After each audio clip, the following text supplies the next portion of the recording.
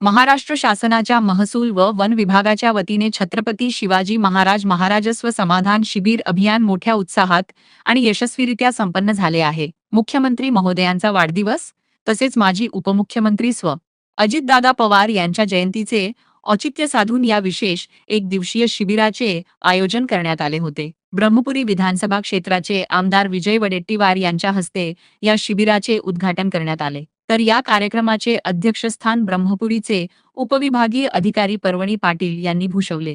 या प्रसंगी माजी आमदार अतुल देशकर प्रमुख पाहुणे म्हणून उपस्थित होते।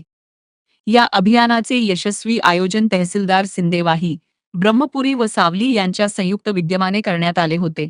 या शिबिरात विविध उपक्रम पार पडले। एक शासकीय जमिनीवरील निवासी अतिक्रमणे नियमित करून नागरिकांना पट्ट्यांचे वाटप करण्यात आले। डॉन गावठाणातील नागरिकांना त्यांच्या मालकी हक्काची स्वामित्व सनद देण्यात आली। 3 राज्यातील महिलांचा गौरव करत त्यांना शेतकरी दर्जा देण्याबाबतचे प्रमाणपत्र वाटप करण्यात आले। 4 बऱ्याच लाभार्थ्यांना थेट जीवन सातबारा हस्तांतरित करण्यात आला। 5 मतदार याद्यांच्या विशेष सखोल पुनरीक्षण SIR कार्यक्रमात उल्लेखनीय काम करणाऱ्या BLO पर्यवेक्षक व सहाय्यक कर्मचाऱ्यांना विशेष कामगिरीचे प्रमाणपत्र देऊन गौरविण्यात आले। ब्रह्मपुरीचे तहसीलदार यांनी 5,000 पेक्षा जास्त लाभार्थ्यांना लाभ दिले, मात्र सिंदेवाही आणि सावलीचे तहसीलदार यांनी 200 लाभार्थ्यांना लाभ देऊ शकले। त्यामुळे वडेट्टीवार संतापले व दोन्ही तहसीलदार यांचे कामकाजावर प्रश्न निर्माण करत त्यांना धारेवर धरले। राजस्व विभागाने महासमाधान शिबिराचं आयोजन केलं। त्याचा एक भाग म्हणून राजूकरण केलं, अनेक लोकांना पट्टे वाटपाचं काम झालं। पण समाधानच नाव शिबिर आहे। समाधान कुणाचं? समाधान जनतेचं व्हायला पाहिजे। आणि अलीकडे प्रशासनामध्ये ज्या अपेक्षा वाढल्यात पगाराव्यतिरिक्त, त्यामुळे सामान्य माणूस दरवाजात अधिकाऱ्याच्या जायला घाबरतो आणि हेलपाट्या मारून सुद्धा त्याची कामं होत नाही। खरं म्हणजे जर प्रशासनानं जागरूक राहिलं आणि प्रामाणिक सेवा दिली तर समाधान शिबिराची गरजच नाही। आजकाल लोकांच्या समाधानासाठी शिबिर केली जातात, पण जोपर्यंत अधिकाऱ्यांचं समाधान होत नाही तोपर्यंत ही लोकांची शिबिर घेऊन उपयोग काय?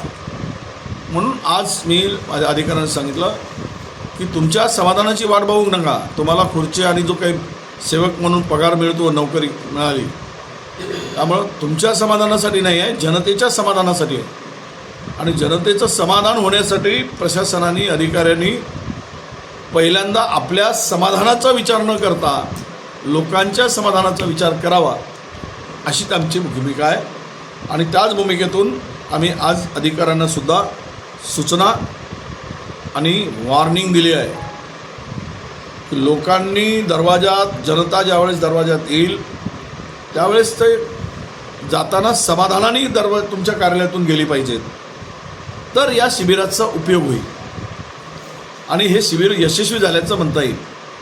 पण आज काही पट्टे देऊन काही प्रमाणपत्र द्यायचे आणि उद्यापासून तुमच्या ऑफिसमध्ये आले की त्यांना चक्रा मारायला लावायचे, तर यामुळं प्रशासनाचा आणि शासनाचा काही उपयोग होणार नाही। योजना चांगल्या आहेत, पण राबवणारे जर योजना बरोबर राबवले नाही तर जनतेला त्याचा अजिबात लाभ होत नाही।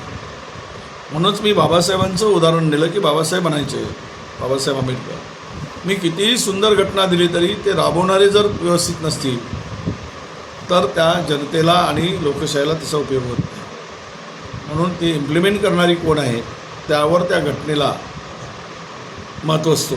तसंच महत्त्व योजनेला सुद्धा आहे की जर योजना कितीही चांगली असली तरी राबवणारे जर अधिकारी चांगले नसतील तर मात्र त्याचा उपयोग लोकांना होत नाही। म्हणून योजना राबवणाऱ्यांनी प्रामाणिकपणे सेवा करावी, ही आमची भूमिका आहे। ब्रह्मपुरीच्या तहसीलदार यांनी 5,000 लाभार्थ्यांना लाभ दिले, त्यांचं कौतुकही तुम्ही केलं, परंतु सिंदेवाही यांनी तहसीलमध्ये 100पेक्षा अधिक त्यांनी लाभ दिले नाही, त्यांना तुम्ही खरे बोल सुनावले। नाही, नक्की जो काम चांगलं करेल त्याच्या पाठीवर हात देणं, त्याला शाबासकी देणं हे काम आहे लोकप्रतिनिधी म्हणून, आम्ही आमदार म्हणून। पण एक तहसीलदार 5,000 पट्टे करतो, दुसरे 100ही करत नाही, याचा अर्थ असा होतो की ते काम करत नाही। म्हणून मी त्यांना आत्ता खरे बोल सुनावले आहेत आणि पुढच्या 2 महिन्यात या परिस्थितीमध्ये सुधार झाला पाहिजे अशी सूचना केलेली आहे. मिथुन मेश्राम, चंद्रपूर.